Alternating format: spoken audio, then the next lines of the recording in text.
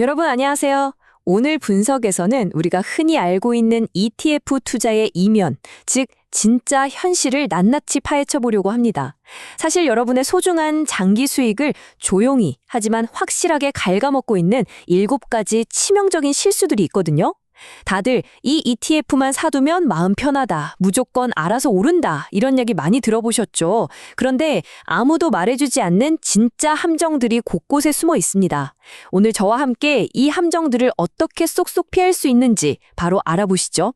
오늘 우리가 살펴볼 핵심 로드맵입니다. 안전에 대한 착각부터 시작해서 뒤로 새어나가는 숨겨진 비용 문제, 우리의 발목을 잡는 심리적 함정, 그리고 마지막으로 레버리지 ETF의 진짜 위험성까지 빠르게 짚어보겠습니다. 자, 첫 번째 파트입니다.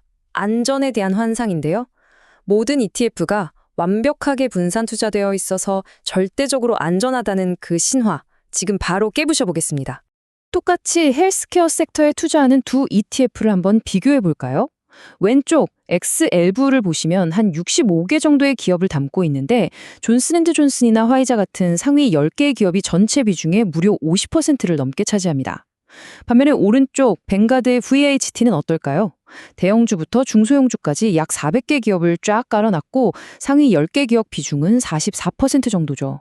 이게 무슨 뜻이냐면 엑셀V는 소수의 거대 기업에 꽤 많이 집중되어 있어서 그중 딱 몇 개만 삐끗해도 전체 수익률이 확 흔들릴 수 있다는 겁니다. 이름표만 분산 투자라고 해서 다 똑같이 안전한 분산이 아니라는 거죠.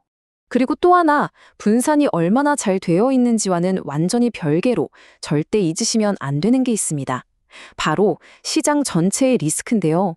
아무리 종목을 수백 수천 개로 광범위하게 쪼개놓은 S&P 500 ETF라고 하더라도 시장 전체가 주저앉으면 결국 다 같이 떨어질 수밖에 없습니다. ETF는 결코 마법의 무위험 자산이 아니에요. 2008년 금융위기 때를 생각해보면 이 현실이 뼈저리게 다가옵니다. 당시에 S&P 500 지수가 그 가치의 무려 50%나 폭락했거든요. 반토막이 난 거죠. 그때 수많은 투자자들이 와, 이거 다각화된 펀드니까 방어 잘 되겠지? 하고 믿었다가 엄청난 충격 속에 패닉셀링을 던졌습니다. 이런 거대한 변동성에 마음의 준비가 안 되어 있다면 20%, 30% 하락장만 와도 멘탈이 흔들려서 결국 손실을 확정짓고 맙니다. 이어서 두 번째 파트, 숨겨진 비용과 오차로 넘어가 보죠. 내 계좌에서 나도 모르게 야금야금 불을 갉아먹고 있는 보이지 않는 수학에 대한 이야기입니다.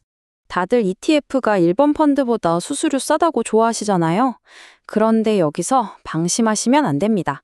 바로 운용보수 때문인데요. 그냥 지수를 얌전히 따라가는 패시브 ETF는 수수료가 정말 낮긴 해요. 하지만 펀드 매니저가 직접 나서서 종목을 고르는 액티브 ETF 같은 경우는 리서치한다, 운용한다 하면서 연간 1%가 훌쩍 넘는 수수료를 떼가기도 합니다. 여기에 증권사 거래 비용까지 합치면 진짜 가만히 들고만 있어도 알게 모르게 내 돈이 꽤 많이 빠져나가는 셈입니다.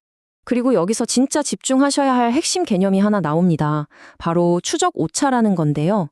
패시브 ETF라면 당연히 S&P 500 같은 목표 지수를 그림자처럼 똑같이 따라가야 정상이잖아요.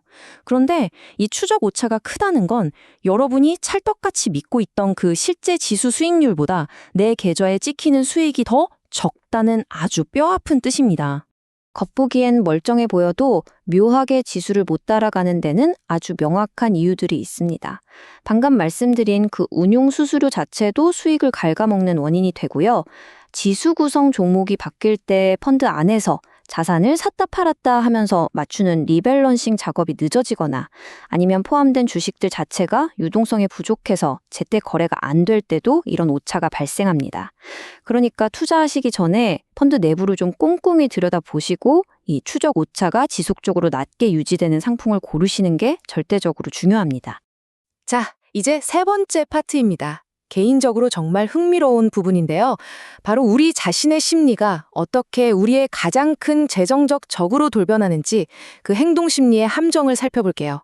솔직히 우리 다들 ETF 차트 보면서 종목 고를 때 많지 않나요?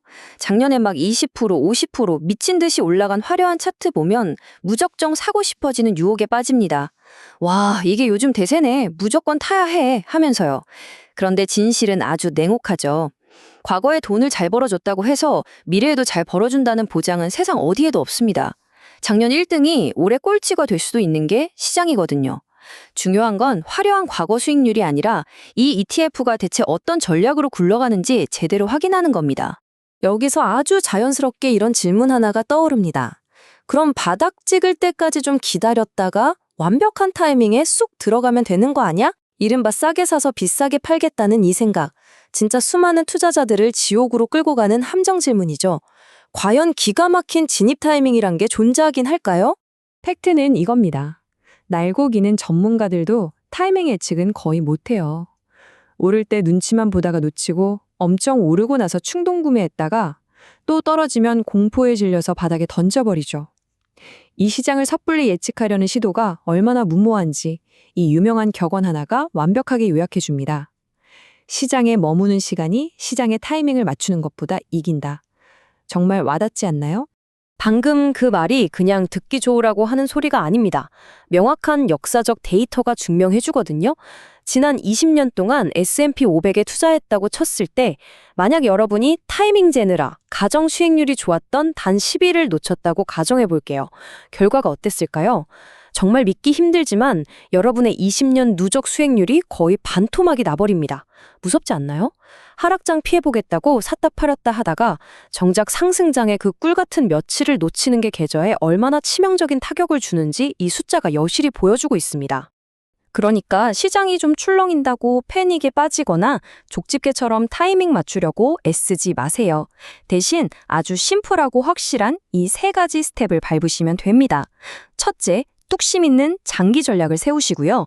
둘째, 매번 얼마를 투자할지 딱 정하세요. 셋째, 시장이 오르든 내리든 쳐다보지 말고 그냥 정해진 날에 일정한 금액을 묵묵히 사모으는 겁니다. 이른바 달러 코스트 에버리징, 즉 적립식 투자 방식이죠. 어차피 겪어야 할 변동성이라면 이렇게 멘탈 꽉 잡고 기계적으로 투자하는 게 결국 승리하는 가장 강력한 무기입니다. 자, 이제 마지막 파트입니다. 오늘 분석의 하이라이트이자 리스크의 끝판왕이라고 할 수 있죠.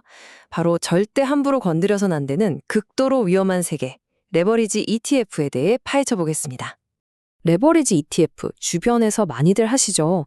기초 지수가 하루 움직이는 폭을 2배, 심지어 3배로 뻥튀기 해주는 진짜 달콤한 유혹입니다. 오를 때 남들보다 2배, 3배씩 수익 나면 세상을 다 가진 것 같잖아요. 하지만 이 안에는 정말 소름 돋는 복리의 함정이 숨어 있습니다. 아주 중요한 키워드는 바로 이 레버리지 배수가 매일매일 리셋되면서 재조정된다는 사실입니다. 이게 왜 그렇게 치명적이냐면요. 주가가 매일 오르락 내리락 출렁일 때마다 수익과 손실을 계산하는 출발점 자체가 매일 완전히 다르게 리셋되기 때문입니다. 쉽게 예를 들어볼까요? 시장이 며칠 동안 정신없이 요동치다가 결국 첫날이랑 똑같은 제자리로 돌아와서 평평하게 마감했다고 쳐보죠. 일반 지수에 투자했으면 본전은 건졌을 겁니다. 그런데 2배 레버리지 ETF에 투자했다면 어떻게 됐을까요? 놀랍게도 계좌는 마이너스가 나면서 훨씬 낮은 수준으로 쪼그라들어 있습니다. 왜냐고요?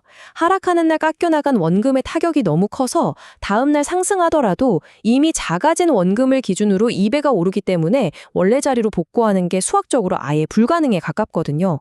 장기 투자자에게 레버리지가 절대 독약인 이유가 바로 이 숨겨진 수학에 있습니다.